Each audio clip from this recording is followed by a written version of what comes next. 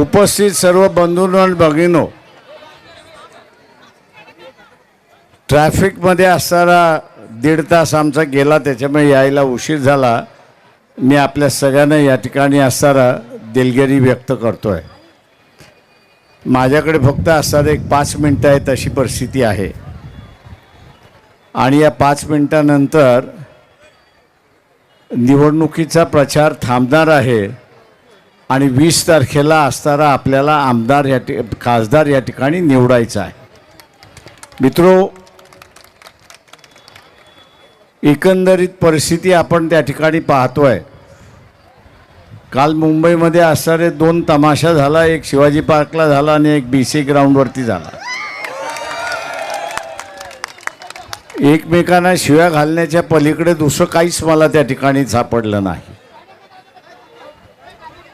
पुढच्या 5 वर्षामध्ये आम्ही काय करणार त्याचा कुठलाही कार्यक्रम नाही अशी असणारी परिस्थिती आहे. बेरोजगारी वाढते, त्याच्याबद्दल काही नाही. या ठिकाणी सगळ्यात महत्त्वाचं म्हणजे पंतप्रधानाचं कार्यालय जे मानवतेचं कार्यालय असलं पाहिजे, हे मानवतेचं कार्यालय न राहता हे वसुलीचं कार्यालय राहिले हे आपण सारं लक्षात घ्या. आणि या वसुलीमुळे या देशातलं 2014 ते राज्यसभेमध्ये प्रश्न विचारण्याच्या तारखेपर्यंत ते मागच्या 3 महिन्यापर्यंत या ठिकाणी 17 लाख हिंदू कुटुंब की ज्यांची मालमत्ता 50 कोटीच्या वरती आहे, त्यांनी नुसताच देश सोडला नाही तर त्यांनी नागरिकत्व सोडलं अशी असणारी परिस्थिती आहे. मित्रो, एका बाजूला हिंदू राज्य करायला निघालेलं सरकार आणि दुसऱ्या बाजूला आपल्याला असणारं दिसतंय की या ठिकाणी ज्याला म्हणता येईल की हिंदूंनाच देशाच्या बाहेर घालवण्याचं राजकारण त्या ठिकाणी चाललं. त्याच्यातले काही जण माझ्या ओळखीचे होते आणि म्हणून त्यांना असताना विचारलं की आपण देश सोडला हे मी समजू शकतो, पण नागरिकत्व का सोडलं? त्यांनी असं म्हटलं की नागरिकत्व सोडलं याचं कारण आम्हाला भारतीय कायद्यातून बाहेर पडायचं होतं.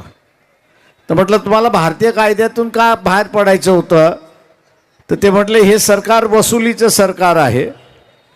ED वापरते, CBI वापरते, GST वापरते, इन्कम टॅक्स वापरते. आम्ही कमवलेली इज्जत ही मातीमध्ये मिळण्याच्या ऐवजी आणि आपलं सगळं बर्बाद होण्याच्या अगोदर आपण नागरिकत्व सोडा, आणि त्यांनी नागरिकत्व सोडलं अशी परिस्थिती आहे. मित्रो, तुम्हाला पंतप्रधान हा असणारा मानवतेचा पंतप्रधान पाहिजे की वसुली करणारा पंतप्रधान पाहिजे, हे तुम्हाला आता ठरवण्याची वेळ आली आहे असं मी आव्हान या ठिकाणी असताना करतोय. दुसऱ्या बाजूस इथे सगळ्यात महत्त्वाचं जे आहे, आणि मुस्लिम महिला मला अधिक दिसतात आहे, त्याच्यामुळे असताना मी या ठिकाणी आपल्याला आव्हान करतोय की शरद पवार असेल किंवा उद्धव ठाकरे असतील, हे दोघंही इलेक्शन नंतर भारतीय जनता पक्षाबरोबर गेल्याशिवाय राहणार नाही हे आपण असताना लक्षात घ्या. दोघांच्या चौकशा चाललेल्या आहेत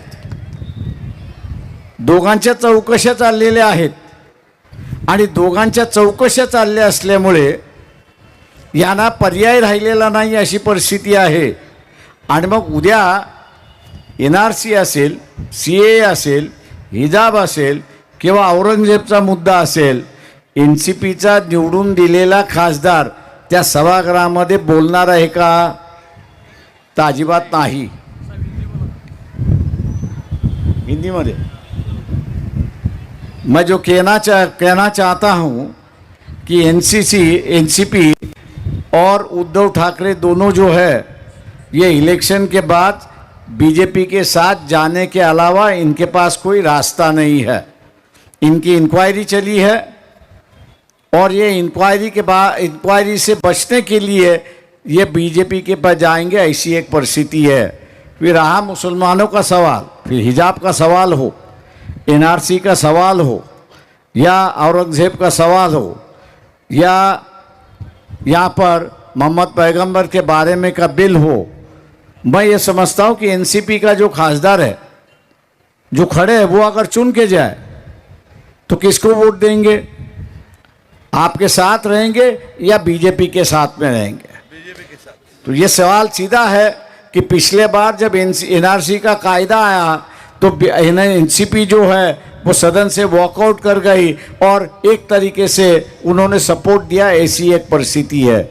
मैं ये मान के चलता हूँ कि सामने इंडिपेंडेंट लड़ रहे हैं, किसी पार्टी पर उनकी कोई शिकायत नहीं हो सकती, ना किसी पार्टी का उन पर राज चल सकता है। वो अपने ही दिल के मालिक है, अपने ही विचार के मालिक है। और इसलिए जब इस मंच से वो कह रहे हैं कि हम मुसलमानों के साथ रहेंगे, उनके इशुओं के साथ रहेंगे, तो मैं समझता हूँ कि उनके लफ्ज़ों पर हम लोग ने विश्वास रखना चाहिए और वो हम लोग के साथ यहाँ पे लड़ेंगे और साथ रहेंगे।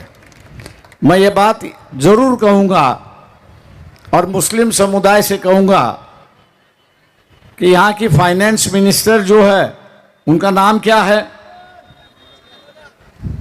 उनका नाम क्या है? निर्मला सीतारामन। उनके पति है जिनका नाम है परकला प्रभाकरन, उनका नाम है। एक 16-17 दिन पहले उन्होंने जो है एक यूट्यूब पर मुलाकात दी। अपनी किताब के विमोचन के वक्त उन्होंने एक यूट्यूब पर मुलाकात दी, कलकत्ता से मुलाकात दी। और उस कलकत्ता के मुलाकात में, यूट्यूब के मुलाकात में उन्होंने खास करके मुस्लिम समुदाय को आगाह करने की कोशिश की।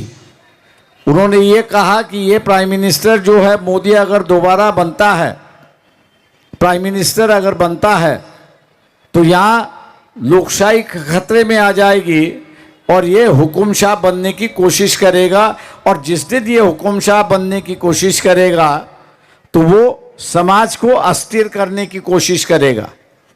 और समाज को अगर अस्थिर करने का रास्ता क्या होगा? जो गोधरा में हुआ वही दोबारा होगा, जो मणिपुर में हुआ वही दोबारा हुआ। इसका इशारा यहाँ निर्मला सीतारामन, इनके जो पति है परकला प्रभाकरन, यहाँ पर दे रहे हैं। इसलिए मैं अनुरोध करता हूँ आप लोगों से, 5 बजने का वक्त आ गया है, मैं मुस्लिम समुदाय से आग्रह करता हूँ, विनती करता हूँ कि आप सामने के साथ रहिए।